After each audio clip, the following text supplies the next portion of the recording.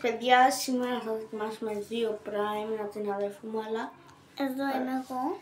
Ποιο θέλει να δοκιμάσουμε? Αυτό. Εδώ. Ωραία. Αυτό διάλεξε. Πάμε από το πρώτο. Διάβασε τι λέει πρώτα και μετά να το πούμε. Orange Flamboyant. Σαν πορτοκάλι θα είναι.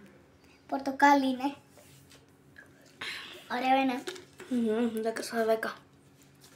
Πάμε. Έριξε. Έλα και εδώ να σε βλέπουν και τα παιδιά. Α, ναι, ρε. Συγγνώμη, παιδιά. Πώς το βάζεις? 10/10. Ωραία, τώρα θα δοκιμάσουμε το πράσινο για να δούμε τι είναι. Blueberries.